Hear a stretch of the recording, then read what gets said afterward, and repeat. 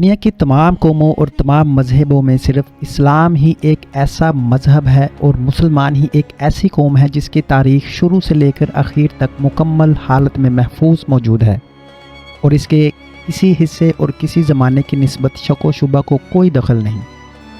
مسلمانوں نے رسول اللہ صلی اللہ علیہ وآلہ وسلم کے زمانہ سے لے کر آج تک مسلمانوں پر گزرنے والے حالات و واقعات کے قلم بند کرنے اور بذریعہ تحریر محفوظ کرنے میں مطلق کوئی کوتاہی اور غفلت سے کام نہیں لیا۔ رسول اللہ صلی اللہ علیہ وآلہ وسلم نے فرمایا انما الاعمال بالنیات، یعنی اعمال کا دار و مدار نیتوں پر ہے۔ تو میں نیت کرتا ہوں مولانا اکبر شاہ نجیب آبادی کی کتاب تاریخ اسلام کا باغور مطالعہ کروں گا اور اس کی آڈیو ویڈیو بنا کر آپ تک پہنچاؤں گا۔ تو اگر آپ نے ابھی تک چینل کو لائک اور سبسکرائب نہیں کیا تو چینل کو لائک اور سبسکرائب کر لیں اور بیل آئیکن پر ضرور کلک کریں تاکہ ہر نئی آنے والی ویڈیو کا نوٹیفیکیشن آپ کو ملتا رہے۔ تاریخ اسلام میں غوطہ زنی سے پہلے ہمیں ملک عرب سے شروع کرنا چاہیے۔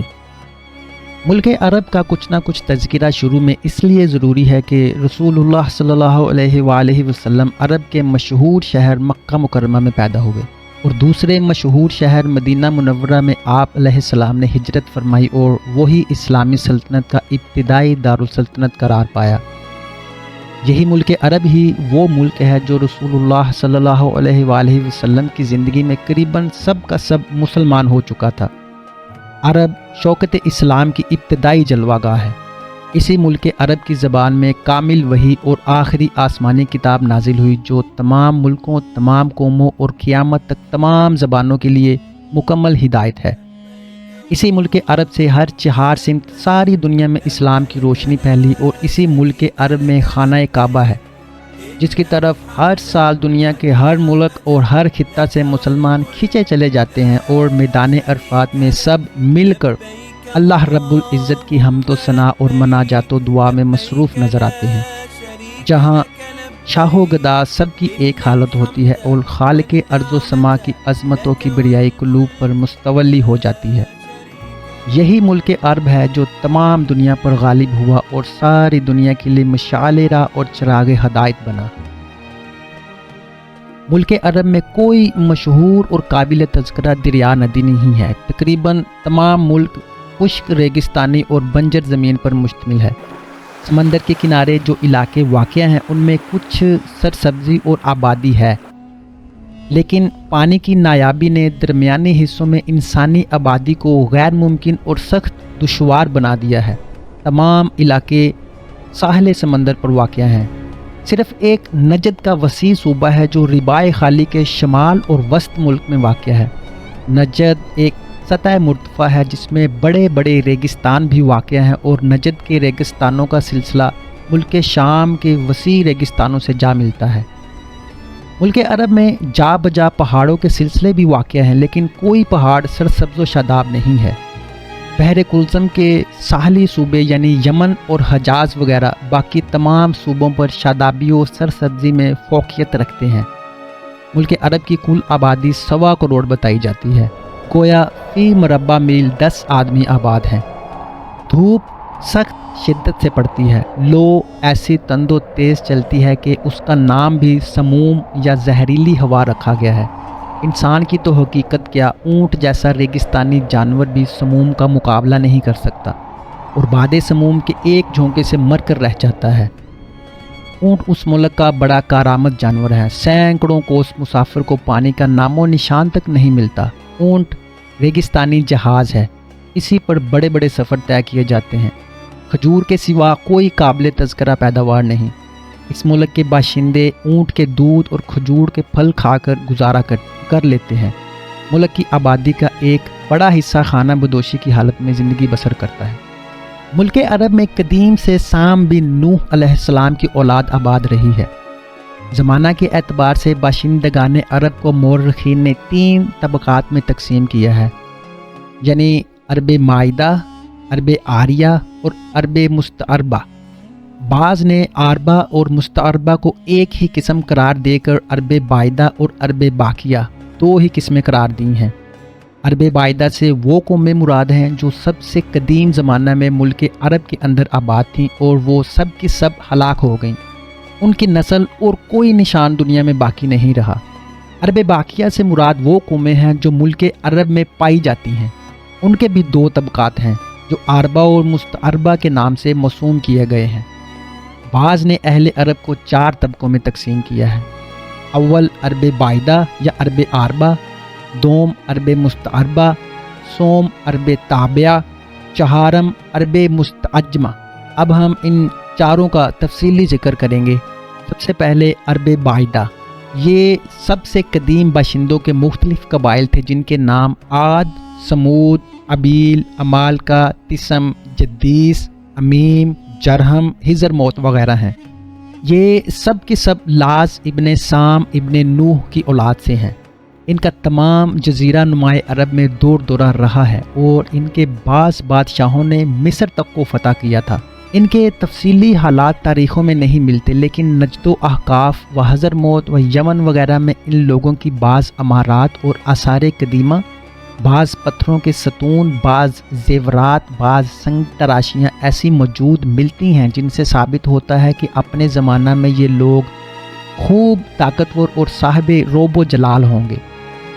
ان قبائل میں عاد ابن اوس ابن ارم ابن سام، جس کے نام سے یہ قوم مشہور ہوئی، عرب کا سب سے پہلا بادشاہ تھا۔ اس کے 3 بیٹے تھے، شداد، شدید اور ارم تھے، جو یکے بعد دیگرے سلطنت کرتے رہے۔ علامہ زمخشری نے اسی شداد ابن عاد کی نسبت لکھا ہے کہ اس نے صحرائے اردن میں مدینہ ارم بنوایا تھا، مگر اس مدینہ ارم یا باغ ارم کا کوئی نشان نہیں پایا جاتا۔ قرآن کریم میں بھی ارم کا ذکر آیا ہے، لیکن اس سے مراد قبیلہ ارم ہے یا مدینہ ارم یا باغ ارم۔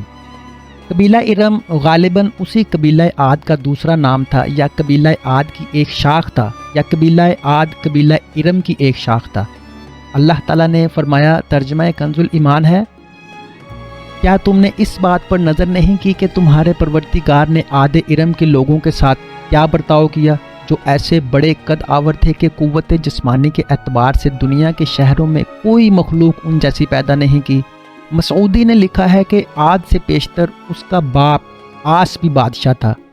اسی خاندان کے ایک بادشاہ جبرون ابن سعد ابن عاد ابن اوس نے دمشق کو تاخت و تاراج کیا اور سنگ مرمر اور قیمتی پتھروں سے ایک مکان بنوایا تھا جس کا نام اس نے ارم رکھا تھا۔ ابن عساکر نے بھی تاریخ دمشق میں جبرون کا ذکر کیا ہے۔ قبیلہ عاد یا قوم عاد کی طرف حضرت ہود علیہ السلام، جو قوم عاد سے اللہ تعالیٰ کی طرف سے پیغمبر بن کر مبعوث ہوئے، اس کی قوم نے نافرمانی کی راہ اختیار کی اور عذاب الہی سے ہلاک ہوئی۔ یہ ذکر قرآن مجید میں مفصل مذکور ہے۔ عاد کے بعد ابیل، عمالقہ، سمود، ابن زغم وغیرہ قبائل کی حکومتیں رہیں، یہاں تک کہ یارب بن قحطان نے ان کا خاتمہ کر کے دوسرا دور شروع کیا۔ قبیلہ سمود یا قوم سمود کی طرف حضرت صالح علیہ السلام مبعوث ہوئے تھے۔ سمود مقام حجر میں رہتے تھے۔ اسم اور جدیس دونوں قبیلوں کا مقام یمامہ تھا اور عمالقہ کا مقام تہامہ۔ قبیلہ جرہم کا مقام یمن تھا۔ اوپر ہم ذکر کر چکے ہیں کہ ملک عرب کے تمام طبقات سام ابن نوح علیہ السلام کی اولاد میں سے ہیں۔ یہ طبقہ قحطان کی اولاد سمجھا جاتا ہے۔ قحطان سے پیشتر نوح علیہ السلام تک قحطان کے بزرگوں میں کسی کی زبان عربی نہ تھی۔ قحطان کی اولاد نے عربی زبان استعمال کی اور یہ زبان عرب مائدہ سے حاصل کی۔ قحطانی قبائل 2 حصوں میں منقسم ہیں، ایک یمینیہ، دوسرا اسبائیہ۔ قحطان کے نسب میں علماء نے بہت اختلاف کیا ہے۔ بعض کہتے ہیں کہ عابر بن شالخ بن ارکحشد بن سام بن نوح کا بیٹا اور فانیہ و یکتن کا بھائی تھا، لیکن تورات میں اس کا تذکرہ نہیں ملتا۔ ہاں، فانیہ اور یکتن کا ذکر تو تورات میں موجود ہے۔ بعض کا خیال ہے کہ یکتن کا ہی معرب قحطان ہے، یعنی جس کو یکتن کہا گیا ہے وہی قحطان ہے۔ بعض کا خیال ہے کہ یمن بن کیدار بن اسماعیل علیہ السلام کا بیٹا قحطان تھا۔ ابن حشام کا قول ہے کہ یارب ابن قحطان کو یمن بھی کہتے تھے اور اسی کے نام سے یمن کا ملک موسوم ہے۔ اگر قحطان حضرت اسماعیل علیہ السلام کی اولاد سے ہے تو پھر کل اہل عرب بنی اسماعیل علیہ السلام ثابت ہوتے ہیں۔ کیونکہ عدنان اور قحطان دو ہی شخص تمام قبائل عرب کے موروث اعلیٰ ہیں، مگر وہ زیادہ محقق اور زیادہ قابل قبول یہی قول ہے کہ قحطان اور یکتن ایک ہی شخص کے نام ہے اور قحطانی قبل بنی اسماعیل نہیں ہے۔ عرب عربہ یا قحطانی قبائل میں بعض بڑے بڑے بادشاہ گزرے اور تمام جزیرہ نماء عرب پر یہ لوگ مستولی رہے۔ یارب بن قحطان نے عرب باعدہ کی رہی سہی تمام نسلوں اور نشانیوں کا خاتمہ کر دیا تھا۔ قحطانی قبائل کا اصلی مقام اور قدیمی وطن یمن سمجھا جاتا ہے۔ ان میں حمیری و ازدی قبائل بہت مشہور اور نامور سمجھے جاتے تھے۔ قبائل ازدی میں شہر سبا اور جنوبی عرب کی حکومت رہی۔ انہوں نے ملک یمن کی آبادی و سرسبزی میں خاص طور پر کوششیں کی۔ انہی میں ملکہ بلقیس تھی جو سلیمان کی معاصر تھی۔ انہی میں ملوک کے تبایا ہوئے جو یمن و حضرموت وغیرہ پر حکمراں تھے۔ قبائل ازد میں سے ایک قبیلہ نے مدینہ کی طرف آ کر سکونت اختیار کی اور وہاں اپنی حکومت قائم کر لی۔ خزاع نے مکہ کی طرف توجہ کی اور وہاں آ کر قبیلہ جرہم کو جو پہلے سے آباد متصرف تھا شکست دی۔ ازد کا بیٹا تہامہ کے علاقہ میں آباد ہوا۔ خزاع کا ایک بیٹا عمران عمان کی طرف جا کر آباد ہوا، اس کی اولاد ازد عمان کے نام سے موسوم ہوئی۔ دوسرا غسان شام کی سرحد پر جا کر آباد ہوا اور سرحدی قبائل کو محکوم بنا کر اپنی حکومت قائم کی۔ یمن میں قحطانی سلاطین کی حکومت 7ویں صدی عیسوی تک قائم رہی۔ غسان کی قحطانی حکومت کی سلطنت روم کی سرحد سے ملتی تھی اور ہیرا کی قحطانی ریاست سلطنت فارس کی ہمسایہ تھی۔ ظہور اسلام کے وقت قحطانی قبائل خوب طاقتور اور تمام ملک عرب پر مستولی تھے۔ عرب مستعربہ اس طبقہ سے مراد بنو عدنان یا اولاد اسماعیل علیہ السلام ہیں۔ یہ لوگ ملک عرب میں باہر سے آباد ہوئے، اس لیے ان کو عرب مستعربہ یا مخلوط عرب کا خطاب دیا گیا ہے۔ حضرت ابراہیم علیہ السلام کی مادری زبان عجمی یا فارسی زبان تھی۔ حضرت اسماعیل علیہ السلام کو حضرت ابراہیم علیہ السلام مع ان کی والدہ ہاجرہ کے جب مکہ مکرمہ میں چھوڑ گئے تو انہوں نے قحطان قبیلہ جرہم سے جو مکہ مکرمہ میں آباد ہو گئے تھے عربی زبان سیکھی اور آئندہ یہی عربی زبان آل اسماعیل علیہ السلام کی زبان ہوئی۔ حضرت اسماعیل علیہ السلام کی عمر 15 سال کی تھی کہ ان کی والدہ حضرت ہاجرہ علیہ السلام کا انتقال ہو گیا۔ والدہ کے فوت ہونے کے بعد حضرت اسماعیل علیہ السلام نے ارادہ کیا کہ مکہ سے ملک شام کی طرف کسی دوسرے مقام پر چلے جائیں گے، مگر قبیلہ جرہم نے آپس میں مشورہ کر کے ان کو اس ارادہ سے باز رکھا اور ان کا نکاح عمارہ بنت سعید بن اسامہ بن عقیل سے خاندان عمالقہ میں کر دیا۔ چند روز کے بعد حضرت ابراہیم علیہ السلام اس طرف تشریف لائے اور ان کی اشارہ کے موافق حضرت اسماعیل علیہ السلام نے اس بیوی کو طلاق دے کر قبیلہ جرہم میں سیدہ بنت مزاز بن عمرو سے نکاح کر لیا۔ ان واقعات کے بعد پھر ارشاد الہی کے موافق حضرت ابراہیم علیہ السلام اور حضرت اسماعیل علیہ السلام نے حضرت آدم علیہ السلام کے زمانے کے بنیادوں پر خانہ کعبہ کی تعمیر کا کام شروع کیا۔ کہ حضرت ابراہیم علیہ السلام تو جڑائی کا کام کرتے تھے اور حضرت اسماعیل علیہ السلام گاڑا اور پتھر اٹھا کر دیتے تھے، اور دونوں بزرگ یہ دعا کرتے تھے ربنا تقبل منا انک انت السمیع العلیم۔ جب دیوار کسی قدر بلند ہوئی اور تعمیر کے کام میں دقت ہوئی تو حضرت ابراہیم علیہ السلام ایک پتھر پر کھڑے ہو کر کام کرنے لگے۔ یہ وہی مقام ہے جس کو مقام ابراہیم علیہ السلام کہتے ہیں۔ خانہ کعبہ جب قریب تیاری کے پہنچا تو حضرت ابراہیم علیہ السلام نے حضرت اسماعیل علیہ السلام سے کہا کہ کسی اچھے پتھر کا ٹکڑا لاؤ تاکہ مقام رکن پر رکھ دوں، جس سے لوگوں کو امتیاز باقی رہے۔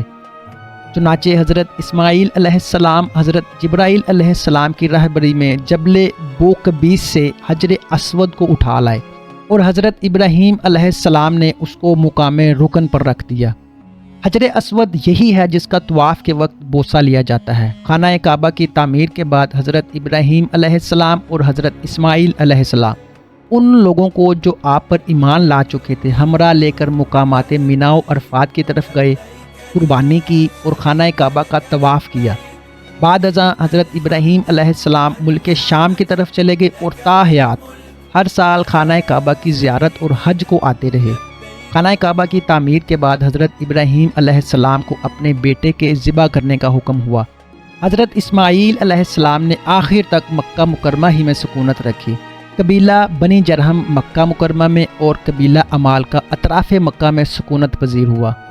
انہی قبیلوں کے کچھ لوگ حضرت اسماعیل علیہ السلام پر ایمان لائے تھے، کچھ بدستور کفر پر قائم رہے۔ حضرت اسماعیل علیہ السلام کی وفات بروایت توریت 137 سال کی عمر ہوئی۔ آپ کی وفات کے بعد آپ کے 12 بیٹے موجود تھے جن کی نسل اس قدر ترقی کی کہ مکہ میں نہ سما سکے اور تمام ملک حجاز میں پھیل گئے۔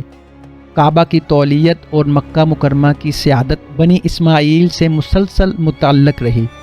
حضرت اسماعیل علیہ السلام کی نسل میں ان کے بیٹے کیدار کی اولاد میں ایک شخص عدنان ہوئے۔ عدنان کے بیٹے کا نام مداور، پوتے کا نام نزار تھا۔ نزار کے 4 بیٹے تھے جن سے تمام عدنانی قبائل آگے آباد ہوئے، اسی لیے عدنانی قبائل کو معدی اور نزاری بھی کہتے ہیں۔ عدنانی قبائل میں ایاد، ربیہ اور مزر بہت مشہور ہوئے۔ ان میں بھی ربیہ اور مزر زیادہ نامور ہیں۔ شرف اور عزت میں یہ دونوں ایک دوسرے کے مد مقابل تھے۔ قبائل مزر کے مشہور قبیلہ کنانہ میں فہر بن مالک تھے جن کو قریش بھی کہتے تھے۔ قریش کی اولاد میں بہت سے قبائل ہوئے جن میں بنی سہم، بنی مخزوم، بنی ہمحہ، بنی تمیم، بنی عدی، بنی عبدالدار، بنی زہرہ، بنی عبد مناف زیادہ مشہور ہوئے۔ عبد مناف کے 4 بیٹے تھے، عبدالشمس، نوفل، مطلب اور ہاشم کی اولاد میں حضور صلی اللہ علیہ وآلہ وسلم بن عبداللہ بن عبد المطلب بن ہاشم ہوئے جن کی امت تمام مسلمان ہیں اور جو نبی آخر الزماں ہیں۔ انہی کی امت کے حالات اس کتاب میں بیان کرنے مقصود ہیں۔ عبدالشمس کے بیٹے امیہ تھے جن کی اولاد بنی امیہ کہلائی جاتی ہے۔ عدنانی قبائل جس زمانہ میں خزاع سے مغلوب ہو کر اور مکہ چھوڑ کر نکلے تو مختلف مقامات میں پھیل گئے۔ بنی بکر بحرین میں، بنی حنیفہ یمامہ میں، بنی تغلب سواحل فرات پر، بنی تمیم الجزیرہ ہیں، بنی سلیم مدینہ کے نواح میں، بنی ثقیف طائف میں، بنی آزر کوفہ کے مغرب میں، بنی کنانہ نے تہامہ میں جا کر بود و باش اختیار کر لی۔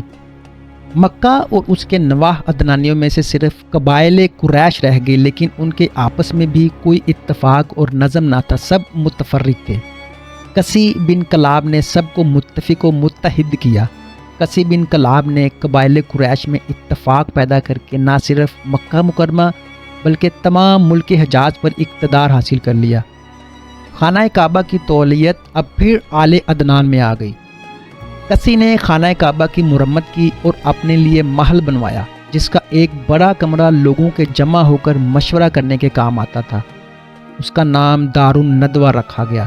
دار الندوہ میں بیٹھ کر کسی کاروبار حکومت انجام دیتے اور قریش کے سردار مشورے کے لیے جمع ہوتے تھے۔ کسی نے یہ بھی تجویز کیا کہ حج کے موقع پر 3 دن تک حاجیوں کو کھانا کھلایا جائے اور تمام قریش اس کے اخراجات کے لیے آپس میں چندہ سے رقم جمع کریں۔ غرض یہ کہ کسی کو مکہ اور حجاز میں دینی اور دنیوی دونوں قسم کا اقتدار حاصل تھا۔ 480 عیسوی میں کسی راہی ملک بقا ہوئے اور ان کا بیٹا عبدالدار اپنے باپ کی جگہ مکہ کا حاکم تسلیم کیا گیا۔ عبدالدار کی وفات کے بعد اس کے پوتوں اور اس کے بھائی عبد مناف کے بیٹوں میں حکومت کے لیے فساد برپا ہوا، لیکن مکہ کے با اثر لوگوں نے بیچ میں پڑھ کر فیصلہ کیا کہ عبد مناف کے بیٹے عبدالشمس کو آب رسانی، چندہ یا ٹیکس کی وصولی اور حاجیوں کی میزبانی کا کام سپرد کر دیا جائے۔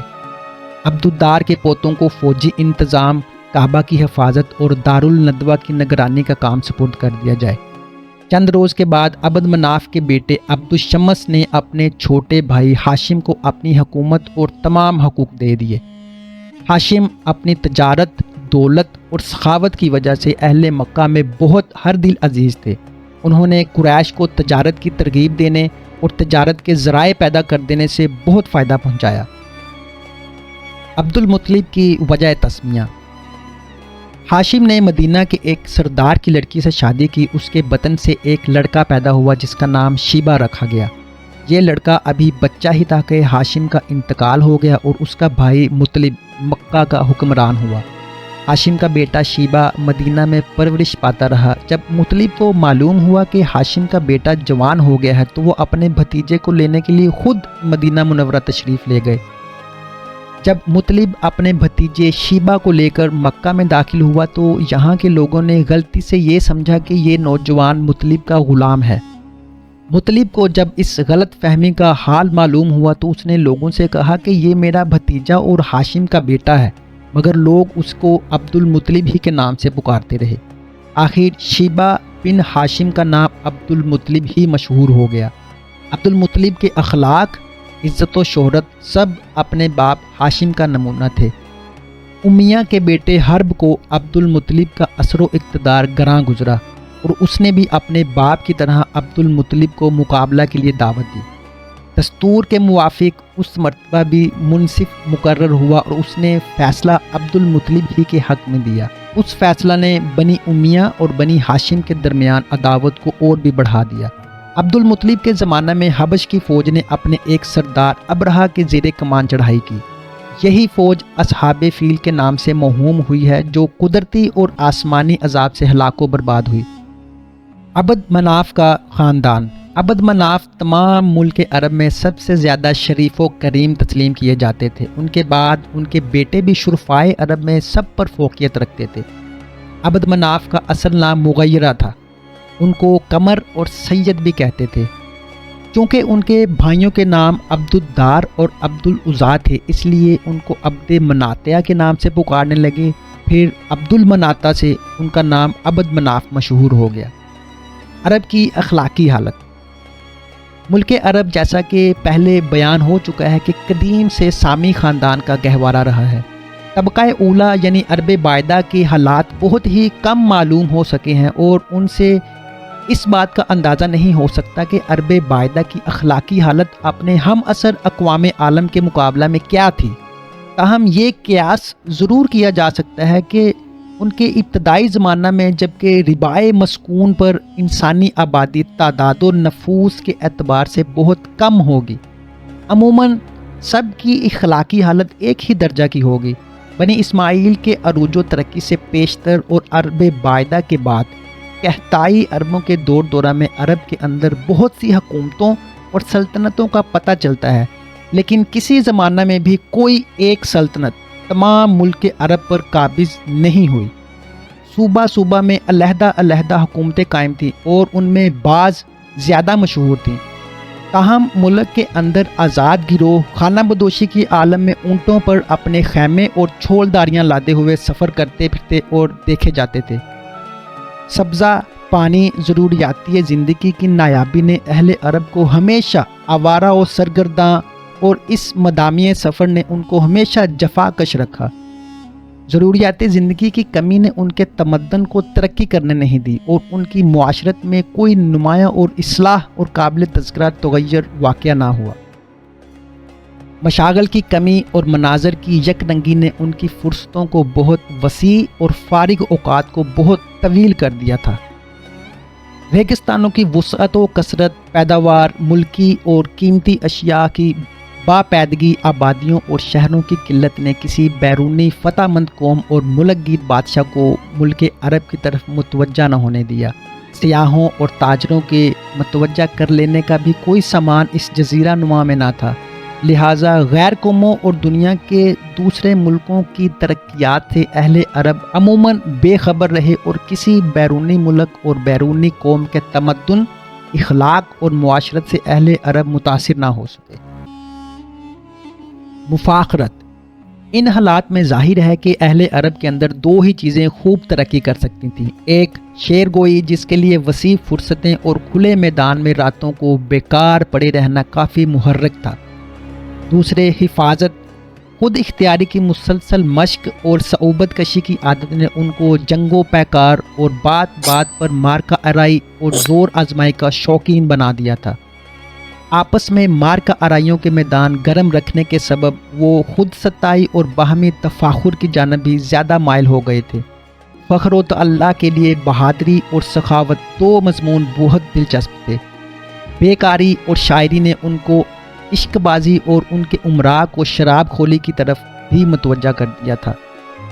بہادری اور سخاوت نے ان کو اعلیٰ درجہ کا مہمان نواز اور کول و قرار کا پکا بنا کر مستحق تکریم بنا دیا تھا۔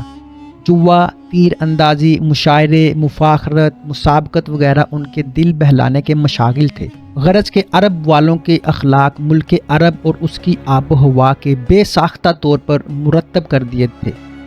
عرب باعدہ کی طرف حضرت ہود علیہ السلام، حضرت صالح علیہ السلام وغیرہ کئی نبی مبعوث ہوئے، اور ان انبیاء کی نافرمانی کا نتیجہ یہ ہوا کہ تمام ہلاک و برباد ہوئے۔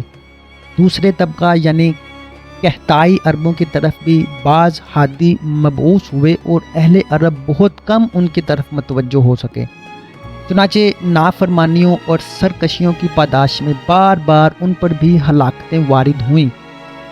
اس ملک کے باشندوں کی سرکشی و آزاد مزاجی نے ان کی تعلیمات انبیاء سے بھی زیادہ مستفیض نہ ہونے دیا۔ حضرت ابراہیم علیہ السلام اور حضرت اسماعیل علیہ السلام پر بھی اس ملک کے تھوڑے سے آدمی ایمان لائے تھے۔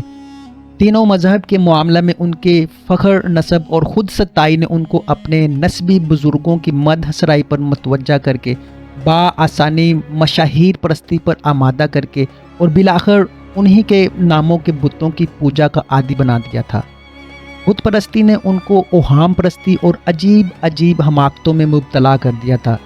جب قحطائی قبائل کا زور ملک میں کم ہونے لگا اور بنی اسماعیل یا عدنانی قبائل نے زور پکڑنا شروع کیا، تو قبیلہ خزاع کی مکہ پر چڑھائی اور قبیلہ جرہم کی شکست نے عدنانی قبائل کو اطراف ملک میں پریشان و آوارہ کر کے حجاز میں بنی اسرائیل کے ابھرتے ہوئے زور کو سخت صدمہ پہنچایا، اور نتیجہ یہ ہوا کہ ملک کے ہر حصہ اور ہر صوبہ میں عدنانی و قحطائی قبائل ایک دوسرے کے ہمسر و مد مقابل نظر آنے لگے، اور اس طرح تمام جزیرہ نمائے عرب میں آزاد مطلق العنان چھوٹے چھوٹے قبائل کے سوا کوئی بھی بڑی اور قابل تذکرہ حکومت باقی نہ رہی۔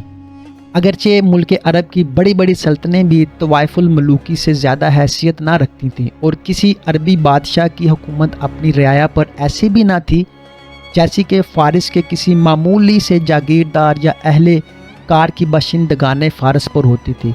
تاہم اس طوائف الملوکی اور قبائل کی آزادی کے زمانے میں ملک عرب کے اندر بدتمیزیوں، ناہنجاریوں، بد اخلاقیوں نے اور بھی زیادہ تیز رفتاری کے ساتھ ترقی کی، اور یہ ترقی اپنی پوری تیز رفتاری اور زبردست طاقت کے ساتھ اس وقت تک جاری رہی جب تک اس تاریک تر ملک عرب میں آفتاب اسلام طلوع ہوا۔ اہل عرب کی بڑی تعداد خانہ بدوشی کی حالت میں رہتی تھی، اور بہت ہی تھوڑے لوگ تھے جو قصبوں اور آبادیوں میں مستقل سکونت رکھتے تھے۔ اہل عرب کو اپنے نسب کے سلسلے یاد اور محفوظ رکھنے کا بہت شوق تھا۔ آباء و اجداد کے ناموں اور کاموں کو وہ فخریہ بیان کرتے تھے، اور اسی ذریعہ سے لڑائیوں میں جوش اور بہادری دکھانے کا شوق پیدا ہوتا تھا۔ ملک کی آب و ہوا کا اثر تھا یا نسب دانی کے شوق کا نتیجہ تھا کہ اہل عرب کی قوت حافظہ بہت زبردست تھی۔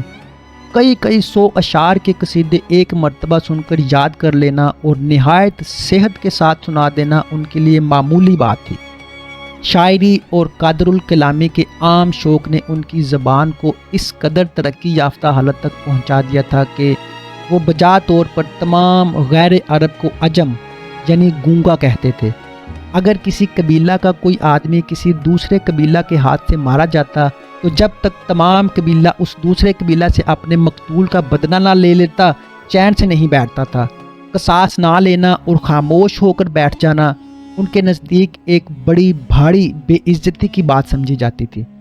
خانہ کعبہ کی عظمت اور بیت اللہ کا حج تمام قبائل عرب میں ہر زمانہ میں مروج رہا۔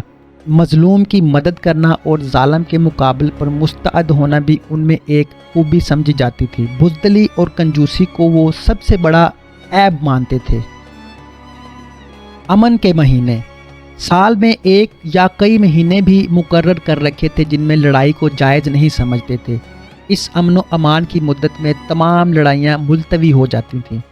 انہی ایام میں خانہ کعبہ کی حج اور زیارت کو جاتے، انہی ایام میں بڑے بڑے میلے لگتے اور مشاعرے منعقد ہوتے، انہی ایام میں تجارت کاروبار کی سہولتیں بھی باہم پہنچا لیتے تھے۔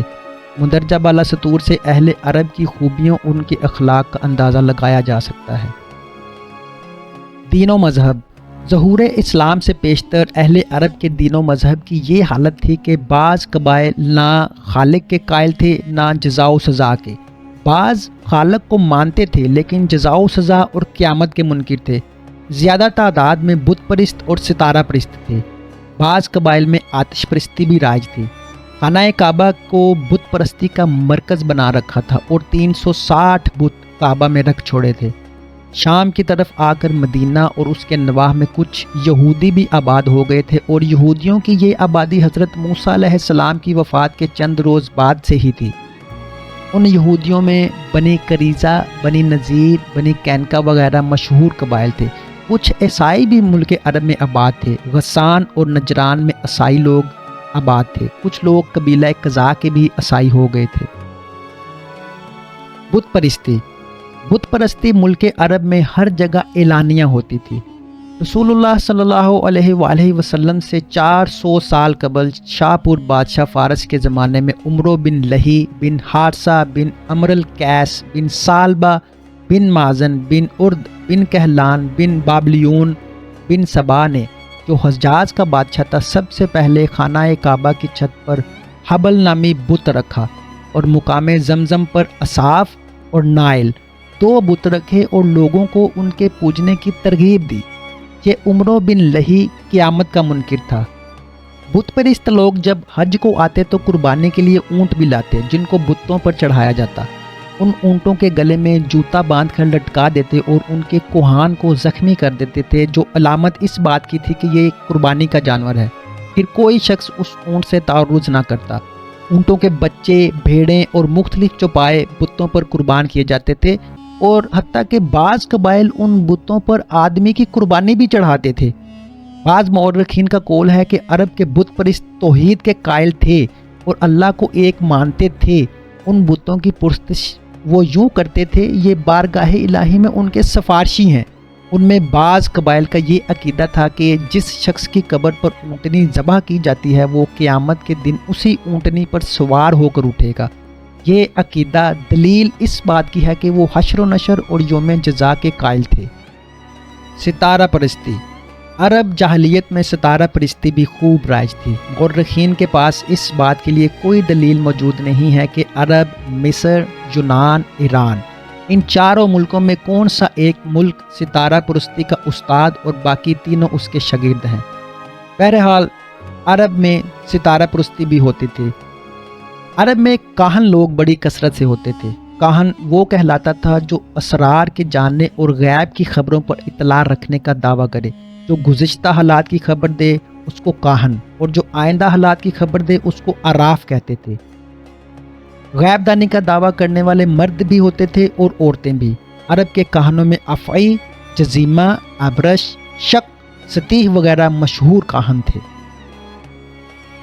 جنگ جوئی ذرا ذرا سی اور بہت سی معمولی باتوں پر ان میں جنگ چھڑ جاتی تھی۔ ایک دفعہ جب لڑائی شروع ہو جاتی تھی تو پھر کئی پشتوں اور صدیوں تک برابر جاری رہتی تھی۔ ان کی لڑائیوں میں کوئی بھی لڑائی ایسی نہیں ملتی جو کسی معقول اور اہم سبب کی بنا پر شروع ہوئی ہو۔ عرب جاہلیت کی لڑائیوں میں 100-125 لڑائیاں بہت مشہور ہیں، مثلاً بعاث، کلاب، فترت، نخلا، کرن، صبان، حطب وغیرہ۔ ان لڑائیوں سے کسی قبیلہ یا ملک کو کبھی کوئی فائدہ نہیں ہوا سوائے بربادی کے۔ عرب جاہلیت میں ایک یہ رسم بھی تھی کہ جب دشمن پر قابو پاتے اور ان کے عیال و اطفال کو قید کر لیتے تو بلا امتیاز اور بلا تکلف سب کو قتل کر دیتے، لیکن قیدیوں میں سے اگر کوئی شخص ان کے کھانے میں سے کچھ کھا لیتا تو قتل سے محفوظ ہو جاتا۔ جس کو قید سے آزاد کر دینا چاہتے تھے تو اول اس کے سر کے بال تراشتے، لیکن ان میں مبارزہ کی لڑائیوں کا بڑا رواج تھا۔ صف بندی کر کے لڑنا ان میں رائج نہ تھا۔ گھوڑوں اور ہتھیاروں کی نگہداشت کا ان کو بہت زیادہ خیال تھا۔ شمشیر زنی، تیر اندازی، شاہ سواری، نیزہ بازی میں جس شخص کو کمال حاصل ہوتا اس کی بڑی عزت و تقریر کی جاتی اور اس کا نام فوراً دور دور تک مشہور ہو جاتا۔ بعض قبائل کو بعض فنون حرب اور اسلحہ جنگ کے استعمال میں شہرت حاصل تھی۔ خاص تلواروں، نیزوں، کمانوں، گھوڑوں وغیرہ کے خاص نام یعنی اسمائے علم تھے اور سارے ملک میں سمجھے اور پہچانے جاتے تھے۔ عشق بازی عرب جاہلیت میں پردے کا مطلق رواج نہ تھا۔ ان کی عورتیں آزادانہ مردوں کے سامنے آتی تھیں۔ مشاغل اور ضروریات زندگی کی کمی، آزاد مزاجی اور شاعری و مفاخرت نیز ملک کی گرم آب و ہوا نے یہ مرض بھی ان میں پیدا کر دیا تھا۔ ان میں وہ آدمی کمینہ اور ذلیل سمجھا جاتا تھا جس کو کسی عورت سے کبھی عشق پیدا نہ ہوا ہو۔ عرب کے بعض قبائل اپنی عشق بازی کی وجہ سے مشہور تھے۔ شاعری۔ عرب جاہلیت میں ایسا کوئی شخص نہ تھا جس کو شاعری کا سلیقہ نہ ہو۔ مرد، عورت، بچے، بوڑھے، جوان، سب کے سب تھوڑے بہت شاعر ضرور ہوتے تھے، گویا وہ ماں کے پیٹ سے شاعری اور فصاحت لے کر پیدا ہوئے تھے۔ ان کی شاعری عموماً فی البدیہہ ہوتی تھی۔ سوچنے، غور کرنے، مضمون تلاش کرنے کی ان کو ضرورت نہ تھی۔ ان کو اپنی فصاحت اور قادر الکلامی پر اس قدر غرور تھا کہ وہ ساری دنیا کو اپنے آگے گونگا جانتے تھے، مگر قرآن کریم نے نازل ہو کر اہل عرب کے غرور، فصاحت و بلاغت کی ایسی کمر توڑ دی اور ان تمام فصیح و قادر الکلام اہل عرب کو قرآن کریم کے مقابلے پر ایسا نیچا دکھنا پڑا کہ رفتہ رفتہ اہل عرب کا غرور فصاحت جاتا رہا اور سب کو کلام الہی کے آگے سر تسلیم خم کرنا پڑا۔ لباس و طعام۔ ملک عرب میں نہ ریشم پیدا ہوتا ہے نہ کپاس۔ یہ چیزیں اگر بعض صوبوں میں پیدا ہوتی ہیں تو بہت قلیل مقدار میں اور ملکی ضروریات کے لیے ناکافی۔ یمن میں قدیم ایام سے پارچہ بافی کا رواج ہے۔ عام طور پر اہل عرب کا لباس بہت ہی سادہ رہا ہے۔ گاڑھے کے کرتے میں چمڑے کے پیوند لگا کر پہننا معمولی بات تھی۔ بعض اشخاص چمڑے کے چھوٹے چھوٹے ٹکڑوں کو سوئی کے ٹانکوں سے جوڑ کر چادر بنا لیتے تھے اور یہ چادر بلا تکلف اوڑھنے اور بچھانے کے لیے کام آتی تھی۔ اونٹ اور بھیڑ کے بالوں سے بھی کپڑے بنے اور تیار کیے جاتے تھے اور زیادہ تر انہیں کمبلوں کے خیمے اور فرش بنائے جاتے تھے۔ ڈھیلے ڈھیلے اور نیچے کرتے تہہ بند اور سر پر رومال یا امامہ کا رواج تھا۔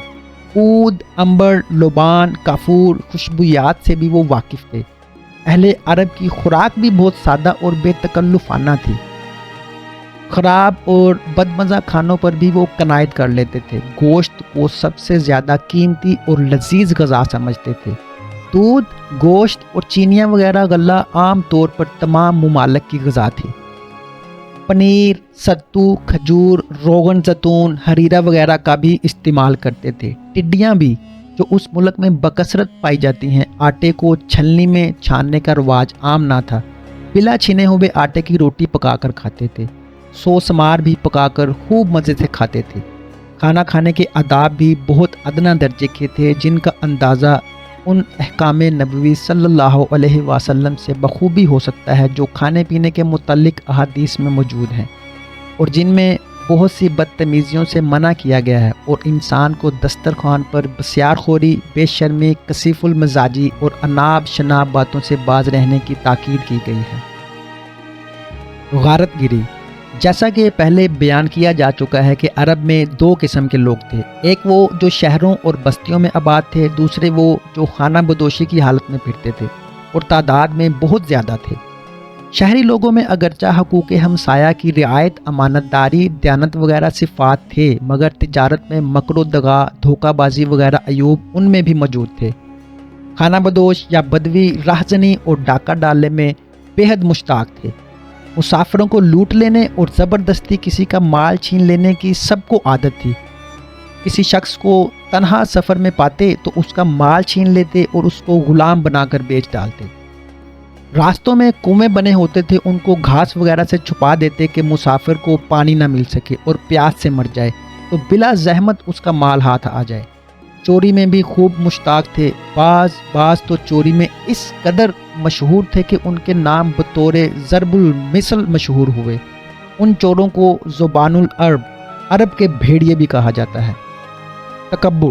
تکبر کی رذیل صفات بھی عرب جاہلیت میں حد کو پہنچی ہوئی تھی۔ جزیمہ ابرش کے تکبر کی یہ حالت تھی، کسی کو اپنا وزیر و مشیر اور ہم نشین نہیں بناتا تھا۔ وہ کہتا تھا کہ فرق دین ستارے میرے ہم نشین ہیں۔ بنو مخزوم بھی تکبر کے لیے کافی شہرت رکھتے تھے۔ اسی طرح بہت سے قبائل اس رذیل صفت میں ممتاز اور مشہور تھے۔ لیکن اس عیب سے خالی کوئی بھی قبیلہ نہ تھا۔ اسی تکبر کا نتیجہ تھا کہ انبیاء و رسل اور ہادیان برحق کے مواضع حسنہ سننے اور احکام الہی کی فرما برداری کرنے کو بھی عیب جانتے تھے۔ شتر کینہ، اگر کسی قاتل یا دشمن پر اس کی زندگی میں دسترس حاصل نہ ہو سکتی تو اس کے بیٹے، پوتوں اور رشتہ داروں سے بدلہ لیتے تھے، اور جب تک انتقام نہ لے لیں چین سے نہ بیٹھتے تھے۔ اگر سبب عداوت یاد نہ رہے، عداوت پھر بھی یاد رہتی ہے۔ بہت سے شخصوں کو صرف اس لیے قتل کرتے تھے کہ ہم کو ان سے دشمنی ہے اور ان کا قتل کرنا ضروری ہے، لیکن یہ نہ بتا سکتے کہ ان سے کیوں دشمنی ہے۔